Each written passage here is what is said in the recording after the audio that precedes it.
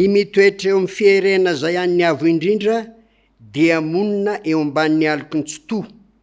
Izaho ilaza amin'i Jehova hoe fialofako sy batery fiarovana ho ahy izy ary Andriamanitro izay itokiko.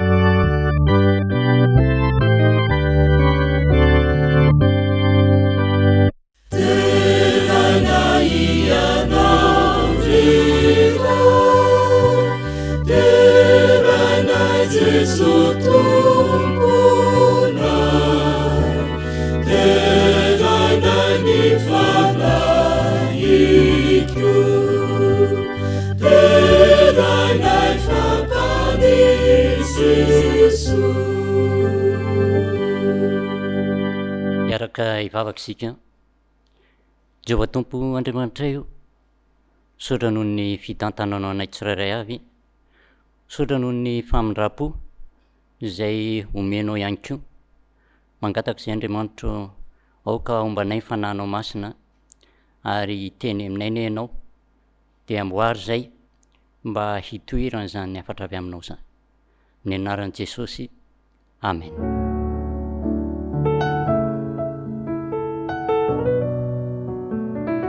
Ny fiangonana adventiste tsara onina dia faly miarabantsika rehetra isan-tokantrano na tratra izao sabata mahafinaritra izao. Andriamanitra ne androtsaka ny fitahiny amin'ny tokantrano tsirairay aby. Amen.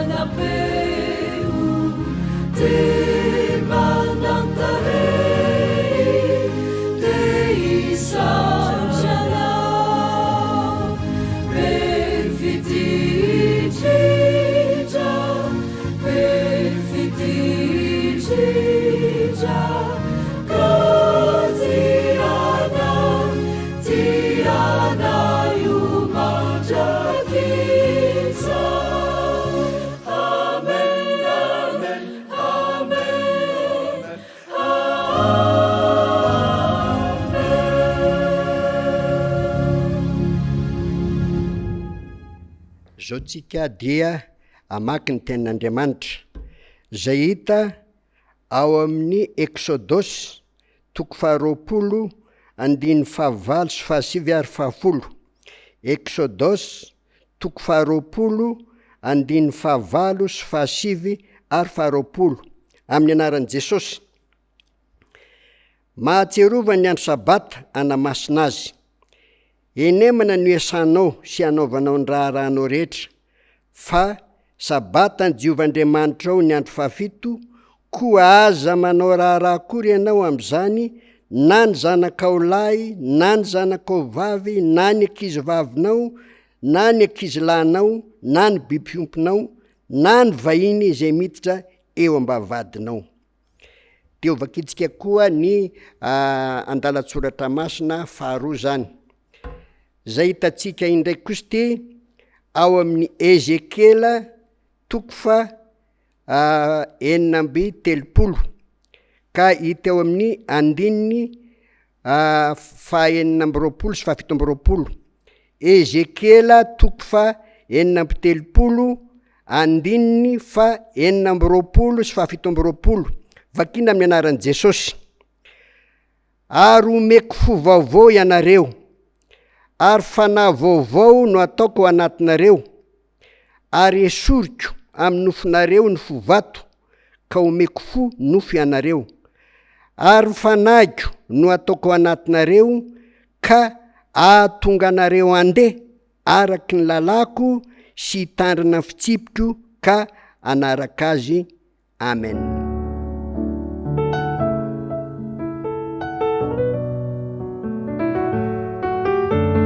Rehefavaka isika tompo. Andriamanitra renezany an-danitro, Andriamanitra nahary ny lanitra sy ny tany sy ny ranomasina sy ny loharano mba n'izay rehetra ao aminy. Andriamanitra iankofan'ny anjely, Andriamanitra iankofan'ny voary rehetra izay noforoninao. Andriamanitra mandamina ny toejavatra sy mifeny toejavatra rehetra izay mifamoafao amin'izao andro farany izao. Fantatray fa efa hainao ny zavatra ilainay izay zanak'olombelona na ara-batana izany na ara-tsaina indrindrindra amin'ny ara-panahy.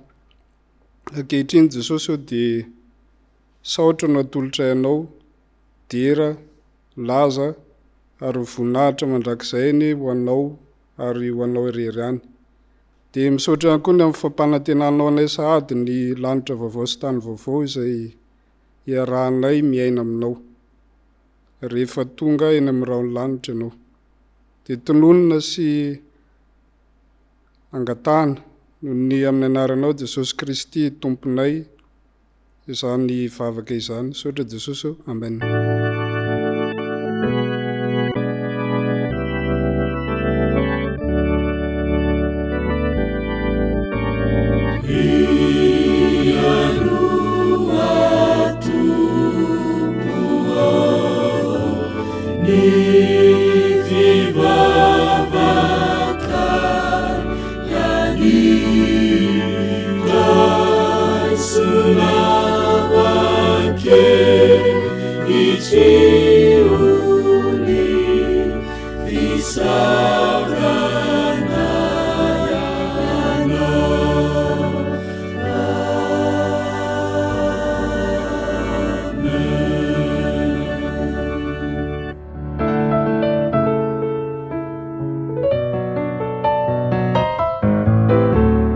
Tantara efa tsy zovena amintsika ntsony ny namokisan'i Jesosy ny olona tsy midimy arivo tamin'ny alalan'ny mofidimy sy ny azandrandroa. Hitantsika izany tantara zany ao amin'ny Matio 4:14, Matio 4:14, ny andininy 7:10 sy ny manaraka. Fa amin'ity androany ity dia hifantoka kokoa ao anatin'ilay andininy 17 sy ny 18 tsika. Vakina amin'ny anaran'i Jesosy, ny andininy 17. Fa hoy ny mpianany taminy, tsy misy aty aminay afa-tsy mofidimy sy azandrandroa. Amin'ity androany ity ianao mety kely ny fanatitra hoentinao, mety kely ny ampafolo ny hoentinao, tsy misy afa-tsy, mety hoe tsy misy afa-tsy 2,000 ariary, ary 100 , fa hoy ny andininy 18 hoe ento aty amiko izany. Ny tenanao an'Andriamanitra androany, omeo azy ny ampafoly, omeo azy ny fanatitra, fa rehefa omenao an'Andriamanitra dia anana ambiny 12 sibika ianao ho an-tranonao, ho ankohonanao, ho an'ny namanao sy ny manodidina anao. Manasanao hiaraka hivavaka amiko.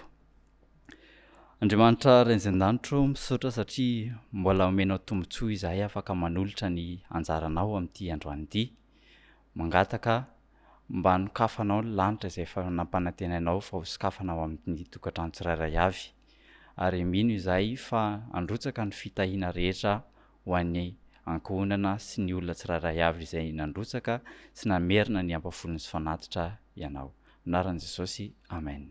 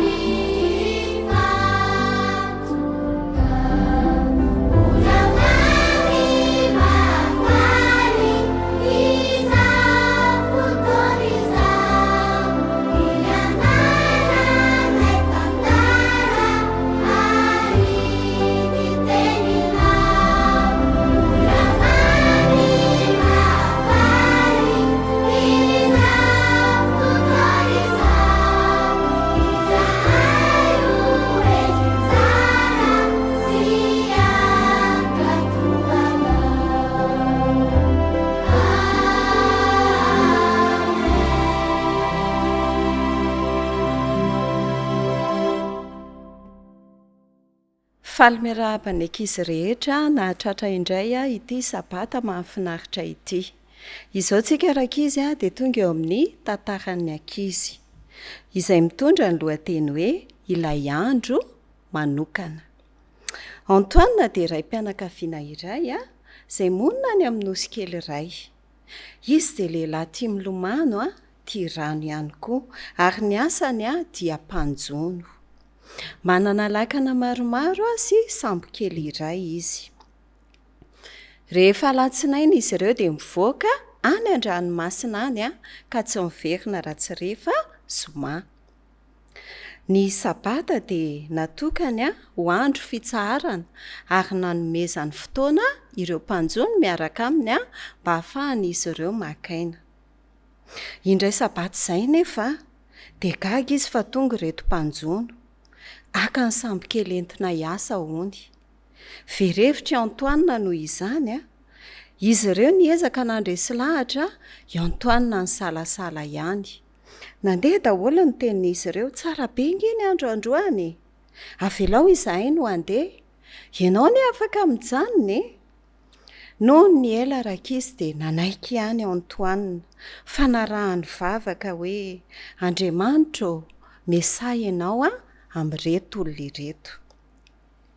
Lasa izy ireo fa noho ny afaka kelikely dia nahagaga fa maty ny moteran'ilay sambo ka niverina indray izy ireo. Gaga Antoine hoe nahoana izy ireo no miverina? Notantarain'izy ireo fa vao niainga izy ireo dia maty ilay moteur. Nandramany Antoine miveloma ilay moteur velona. Faly indray izy ireo ary miverina nakany anaty rano dia namelona sy nandefa ilay moteur ary maty indray ilay moteur. Dia toraka izany foana indray mandeha, indro, intelo, verina maty foana ilay moteur. Kivy izy ireo no ny farany ka nanapa-kevitra fa hijanona. Faly Antoine, tsapany teo fa niditra an-tsehatra tamin'izy ireo sy ny asa tamin'izy ireo Andriamanitra. Ary ihany koa ny valy ilay vavaka izay nataony. Ajantsika eo izay tantara izay rakizy fa misy lesona azo tsoahanao. Dia ny hoe mila apetrakintsika amin'Andriamanitra foana ireo namantsika, ny manodidina antsika mba ahafahan'Andriamanitra miasa amin'izy ireo. Ireo namantsika rehetra mpiara-mianatra any am-pianarana dia apetraka soetinam-bavaka mba ho Andriamanitra no hitarika azy ireo ka anatonany ny sy hanajana izy ireo ny andro sabata ihany koa. Izay dia araka ilay vaky teny fototra izay novakitsika teo hoe ao amin'ny exodosy a toko 20:15 hatreo amin'ny 12 hoe mahatsiarova ny andro sabata amina masina azy enemana no asanao sy anaovanao ny raharahanao rehetra fa sabata ny Jehovah Andriamanitra ao ny andro 7 ko amin'izany na ny zanakao lahy na ny zanakao vavy na ny ankizy lahinao na ny ankizy vavinao na ny biby fiompinao na ny vahininao izay tafiditra eo am-bavahadinao fa enemana no nanaovan'i Jehovah ny lanitra sy ny tany sy ny ranomasina mba amin'izay rehetra ao aminy dia hitsahatra izy tamin'ny andro 7 izany ny hitahian'i Jehovah ny andro sabata sy nanamasinana azy. Dia hoentintsika am-bavaka izay tantara izay iaraka ivavaka tsika. Ry Tompo Andriamanitra io misaotra anao izay no izany tantara sy lesona nomenao anay izany. Engana izany ray masinao mba hitoetra aty am-ponay ka entinay mitarika ireo namanay mba hanantona ny seza fiandriananao ary ihany koa ahatsiaro fa ny andro sabata dia andro fitsaharana, andro manokana nomenao sy natao hajainay. Dia apetraka fenao am-pelatananao sy tononona amin'ny anaranao ray masinao izany vavaka izany. Amen.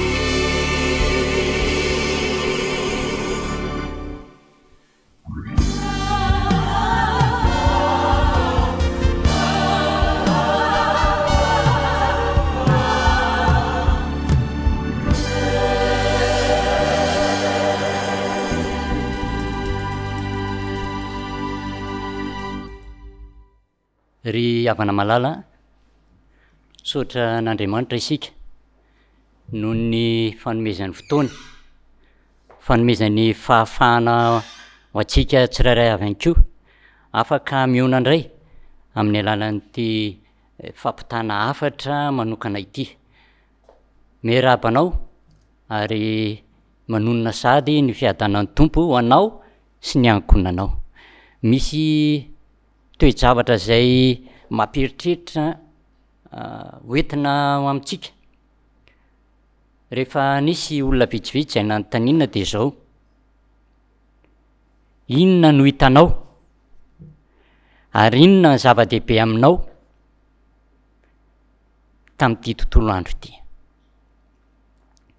Nisy namaly hoe ny hitako ary zava-dehibe amiko de ny arenako, mijery an'ireo zavatra zay ananako ary zava-dehibe amiko zany. Teo indray nilaza fa hoe ny hitako ary zava-dehibe amiko de zao: ny fahitako an'ireo fahantrako, ny fiatrehako ny fahantrako ary zava-dehibe amiko zany. Teo indray namaly hoe ny hitako ary hitako hoe zava-dehibe amiko de zao: ny fahasalamako, hitako hoe ohatran'ny marisarisa ary ny fahasalamako hitako ohatran'ny mampanahy.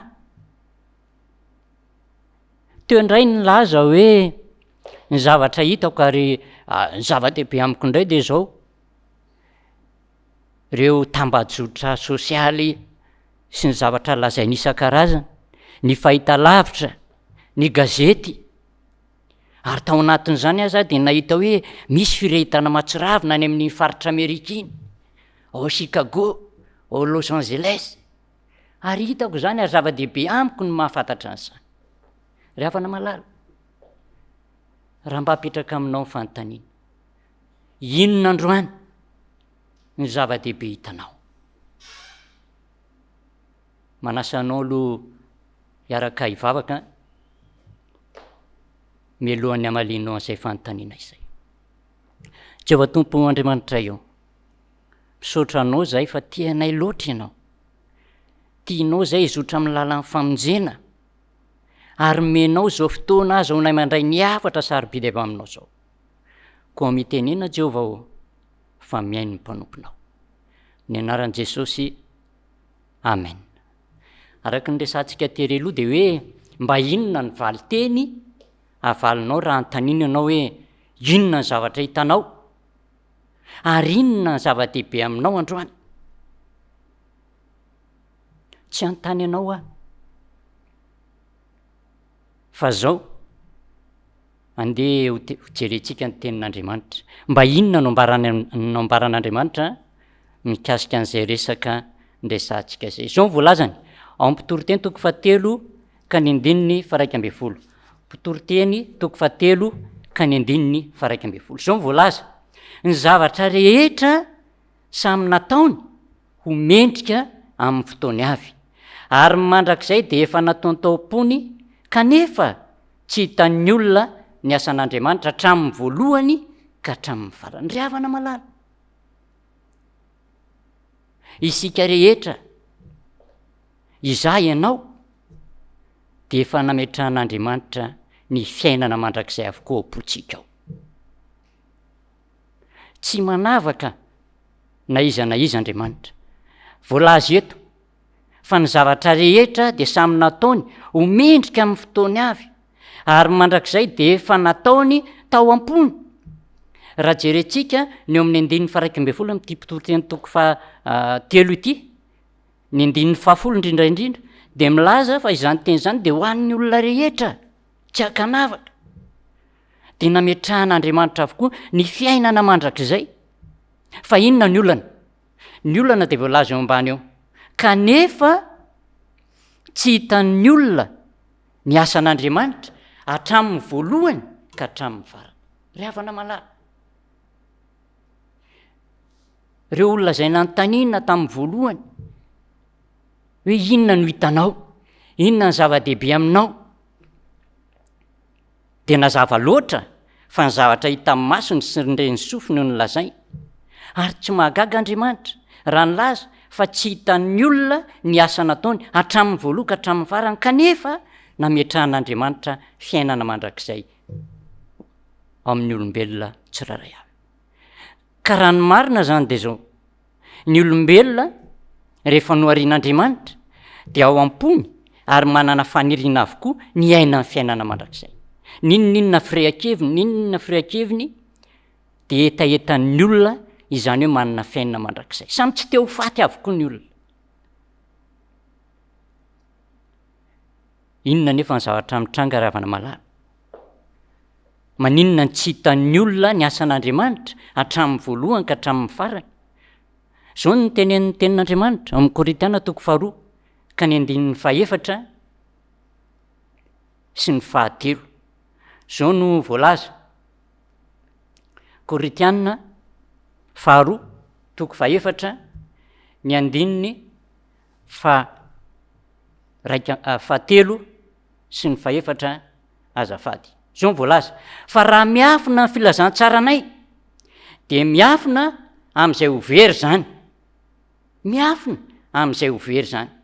Izay no anjambain'ny Andriamanitra zao tontolo zao dia ny sainy tsy mino mba tsy hiposahan'ny vazavahan'ny maraina ny filazantsaran'i Kristy, voninahitry Kristy izay endrik'Andriamanitra. Ry havana malala, ity teny ity zany de milaza fa hainy tsy ahitantsika, ny tsy ahitanao ny fiainana mandrakizay de no ajambain'ny Satana isika, no ajambain'ny Andriamanitra zao tontolo zao dia ny sainy tsy mino mba tsy hiposahan'ny vazavahan'ny filazantsaran'ny voninahitry Kristy.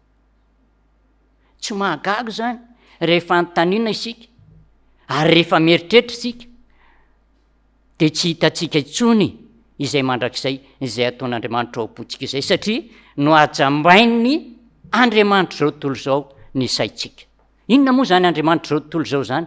Inona moa no anajamban'ny Satana ny saitsika ravana malala kehitriny? Zao ny voalaza any amin'ny Timoty 2:7 ny 1 5 ary 5. Timoty 2:7 ny 1 ny 4 ary ny 5. Ovakitsika amin'ny anaran'i Jesosy zany fa aoka ho fantatrao izao fa any am-parany any mazava ny tenin'Andriamanitra amin'ny vanim-potoana misy antsika izao, any am-parany any dia isy andro mahory, mpamadika, kirina, pieboebo, tia ny fahafinaretana mihoatra noho ny fitiavana an'Andriamanitra. Ry havana malala, indrindra moa voalaza manaraka eo manana ny toepanahy araka an'Andriamanitra. Ny atao hoe toepanahy eto de hoe manana ny endrik'Andriamanitra, milaza fa manana ny endrik'Andriamanitra kanefa mandany heriny. Ireny koa de alaviro ny tenin'Andriamanitra. Fa mampieritritra de hoe ka izany ny mahajamba antsika, ry havana malala, de mazava loatra fa ny fitiavantsika fahafinaretana mihoatra noho ny fitiavana an'Andriamanitra. Ary ny devolo ny mahatonga an'izany eo amin'ireo zavatra toe-javatra rehetra manodidina antsika. Io no hainao manjery, io mety eo ny gazety, mety eo ny tambanjotra sosialy isan-karazany. Raha Andriamanitra na ny misainantsika olombelona mba hahatonga an'ireny ampifanatona antsika an'Andriamanitra bebe koa, de ny andrinan'izao tontolo zao indray mampiasa azy mba hanajambana antsika ny toe-javatra rehetra manodidina antsika. De niteny Andriamanitra hoe efa napetraka ao aminareo ny mandrakizay e, fa nareo tsy ahitany asan'Andriamanitra hatramin'ny voalohany ka hatramin'ny farany. Ry havana malala, hoy isika hoe de ova velao amin'izao zany ve? De izy ve Andriamanitra hoe satria efa jambonareo tsy nahita ny asako hatramin'ny voalohany ka hatramin'ny farany, tsy mahafantatra fa efa napetraka ao aminareo mandrakizay, ka de aleo nareo very antsiry havana malala. Tsia, ary eto ny tena zava-dehibe.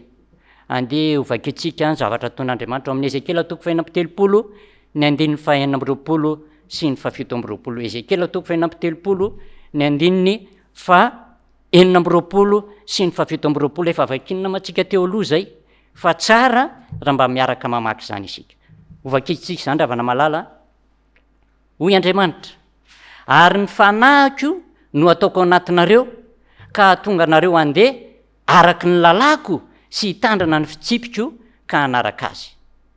Ny 2:20 zao ny lazain'i Jehovah Tompo, tsy nohony aminareo no anaovako izany rytaranak'israely fa noho ny anarako masina izay nylotonareo tamin'ny jentilisa izay naleanareo mahafinaritra zany ravana malala ary raha jerentsika ny atao hoe sujet amin'ny teny frantsay eto de ko jeu zany mipetsaka hoy izy hoe ary ny fanahy ko no atao ko ao anatinareo zay vao misy atsika ao anatinareo ka tonga anareo andeha araky ny lalako sy hitandrina ny fitsipiko ka anaraka azy ravana malala ny amindinin'ny fa enina am'roapolo moa de zao nyvoalaza ary omeko fo vaovao ianareo ary fanahy vaovao no ataoko anatinareo ary esoriko ny amin'ny nofinareo ny fovato ka omeko fonofo ianareo ravana malala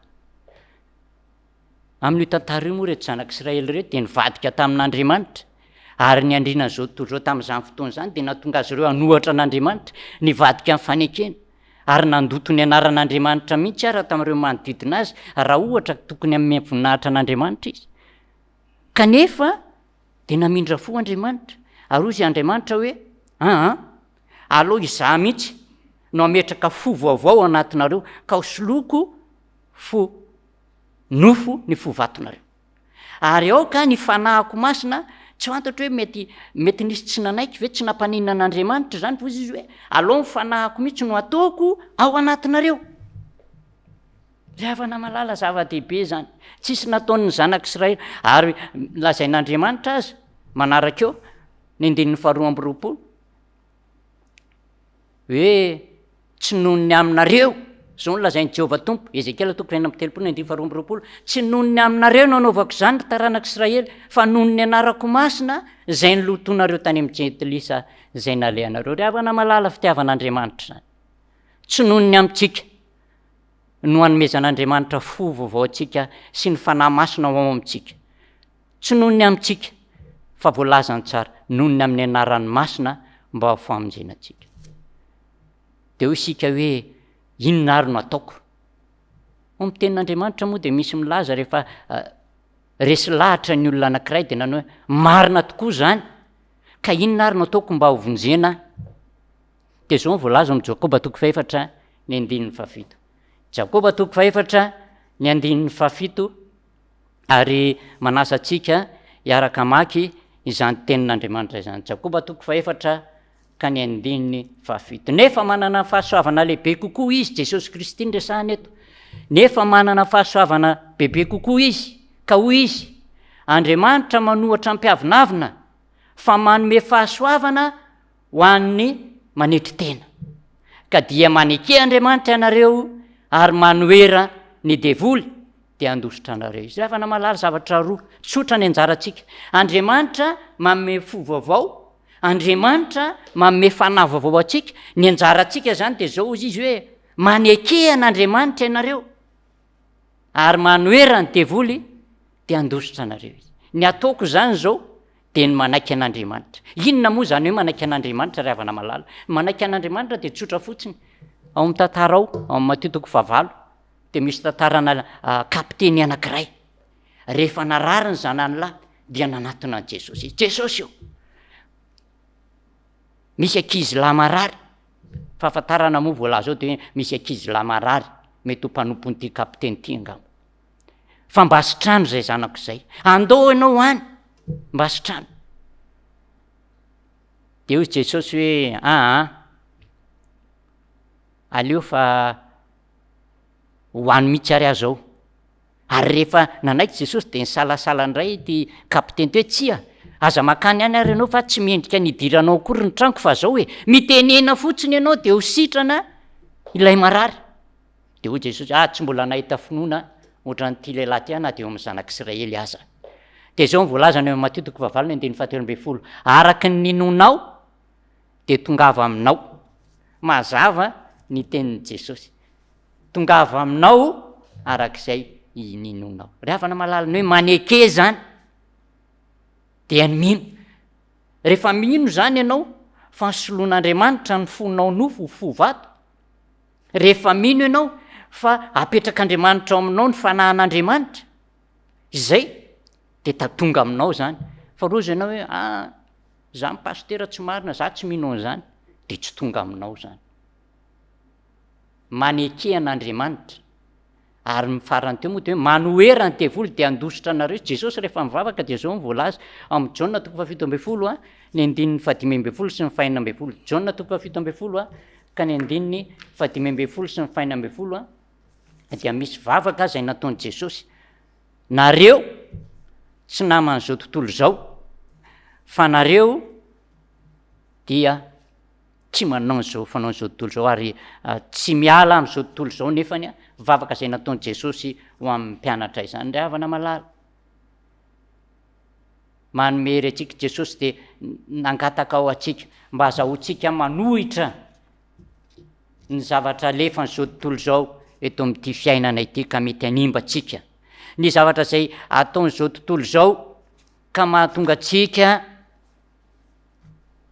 ho jamba ka tsy ahita mandrakizay zay apetrak'andriamanitra amitsika izao izy jesosy tsy mangataka aminao mba hampialanao am'izao tontolo zao fa ny mba hiaro anao amin'ny ratsy tsy naman'izao tontolo zao izy tahaka ahy zay tsy naman'izao tontolo zao ry havana malala ny hoe manohera any devoly de andositra izy de zao mangata ery amin'andriamanitra inoza mivavaka jesosy zany de tsy hanao ny fanao zao tontolo zao ianao tahaka an' jesosy tsy naman'izao tontolo zao ry havana malala ny efesiana toko faharoa ny andininy voalohany sy faharoa zao mivoalazany tenin'andriamanitra ary anareo de efa novelomin'i jesosy fony mbola maty ny fahadisoanareo sy ny fahotanareo izay nalehanareo fahiny araka ny fomba n'izao tontolo zao araky ny mpanapaky ny fanjakana eny amin'ny rivotra dia ny fanahy izay miasa ankehitriny ao anatin'ny zanaky ny tsy fanarana ry havana malala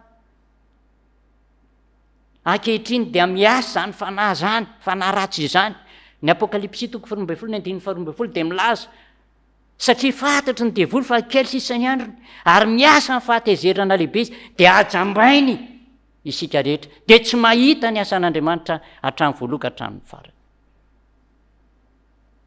tianao andriamanitra ary amin'ny fotoana rehetra sy amin'ny toerana rehetra izay ametran'andriamanitra atsika de efa tendrin'andriamanitra ny mba hitadiavantsika an'andriamanitra ary voalaza fa tsy lavitra andriamanitra fa akaiky andriamanitra ny asan'ny apôstôly de milaza n'izany asan'ny apôstôly toko fito ambe folo de milaza mazava fa akaiky atsika andriamanitra ary vonina mandrakariva izy ny hiaro atsika ampatsiahantsika indray fa nametrahany fiainana mandrakizay ao amintsika tsiraray hivavaka ao anao aho mba hiratany masonao ka hitanao ny tena zava-dehibe eo amin'ny fiainanao sy ny antom-pisinao ka raha maly an'ilay fanontaniana tamin'ny voalohany ianao hoe androany inona no hitanao inona ny zava-dehibe aminao de mba hoy ianao hoe tsia ny zava-dehibe amiko de lay nampahiratra amin'ny masoko ka ahitako ny manodidina nahoana ny mahiratra fa tsy hoe inona ny zavatra hitako ka zava-dehibe fa iza ny nampahiratra ka nahitako indray ny zava-dehibe reny de tsy izy akory fa lay nametraka ny fiainana mandrakizay ho amintsika tsiraray aby iaraka hivavaka atsika tompoko Jehovah Tompoandriamanitra eo mazava ny teninao tianay loatra ianao ka tianao ampatsiahivinay indray fa nametrahanao ny fiainana mandrakizay zay tsiraray avy indrisany efa Andriamanitra fa matetika tsy hitanay zany ary nambaranao mazava fa jamba no ajambainy andrina zao tontolo zao zahay ka takona aminay ny asanao Jesosy Kristy ny vahaolana ary misaotra anao zay nanomeanay azy mba azahoanay manaiky anao mba azahoanay mino anao mba azahoanay manohitra ndreo asa ratsy zay alefan'ny satana satria ametrahanao fo vaovao zahay nomenao fanahy vaovao anatinay de afaka mandray an' Jesosy amin'ny fahafenon'izay tao io zay rehetra mba tsy ho diso anjara amin'ny fanjakanao ratrizay rehefa ho avy ianao ny anaran'i Jesosy nanaovana izany mivavaka izany amen